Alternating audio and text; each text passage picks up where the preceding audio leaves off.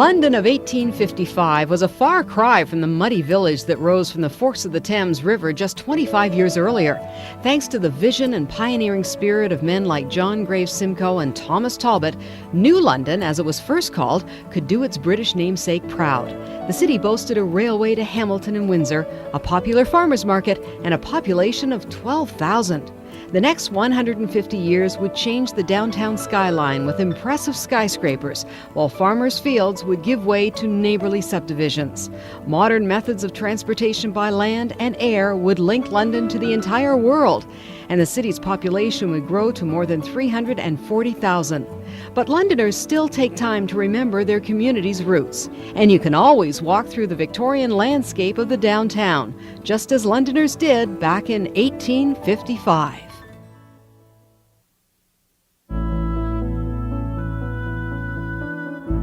Students in the London of 1855 literally went to jail. The building that housed the district grammar school had once served as a courthouse and jail for the frontier community. But less threatening institutions were on the way. A new secondary school, Central Collegiate, and the University of Western Ontario were created in 1878. A modern public library grew out of the Mechanics' Institute.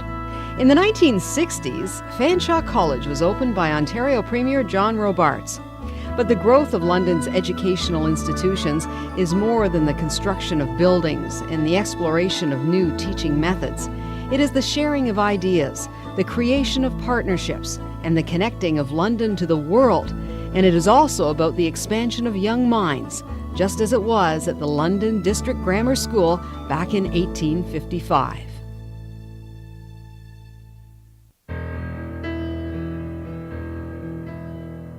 The greatest threat to London of 1855 was disease. Deadly epidemics of typhus and cholera strained the community's hospitals and threatened the life of every citizen. But tireless work by the medical community avoided disaster. In the years that followed, the construction of better facilities established London as an early leader in Canadian health care. Thousands of lives in this city and beyond have been saved and transformed through the dedication and skill of surgeons, nurses, and researchers. Names like Sir Frederick Banting and Dr. Charles Drake are immortalized at the Canadian Medical Hall of Fame in London. But for all the worldwide accolades, healthcare in London owes its present and future to the men and women who were determined to save lives and eliminate suffering under the most primitive conditions over 150 years ago. Londoners of 1855 may have worked hard, but they also played hard. While soldiers at the local garrison organized a Shakespeare club for amateur theatricals, the well-to-do enjoyed a military steeplechase along the flats of the Thames River. From these stuffy beginnings, London has nurtured a vibrant arts, music, and sports scene. Dancers have waltzed to the music of Guy Lombardo, while others have experienced the sounds of the Nihilist Spasm Band. The fine arts have evolved from early depictions of the city to pop art. Amateur performances of the 19th century have evolved into professional theater and orchestras showcasing the best in local talent.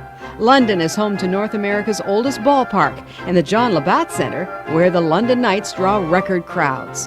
While all this is a long way from Shakespeare and steeplechase, it shows that London has always been as culturally aware as its British namesake.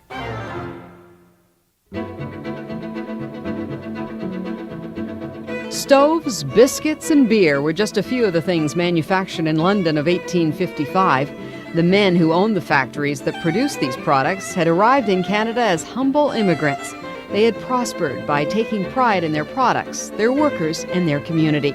It was this drive that propelled London to become one of the largest cities in Canada as the 19th century ended and the 20th unfolded.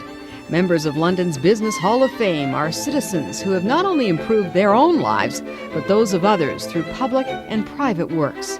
Many ran for public office, where they continued to benefit London on a municipal, provincial, and even federal stage. London continues to attract new entrepreneurs and investors who share the same beliefs as the industrialists of 1855. London is the place where they want to work and live.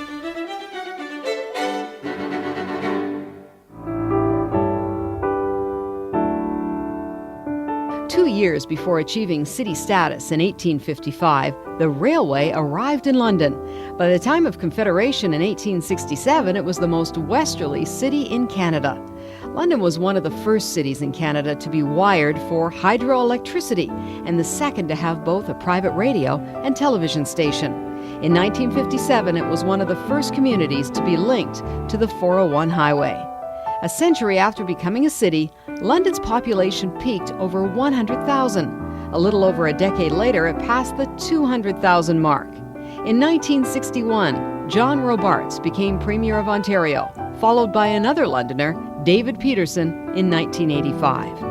Londoners have been nominated for and even won Nobel Prizes, Academy Awards, and Miss Universe pageants. Many Londoners have been bestowed the Order of Canada, the country's highest honor. And the city is renowned for everything from beer to world-class medical institutions. But no single event, accomplishment, or even stroke of luck can ensure the future of a city. It takes a special combination of different talents, dreams, and resources joining together into a partnership intent on improving the lives of everyone. This is why communities exist. This is why London thrives.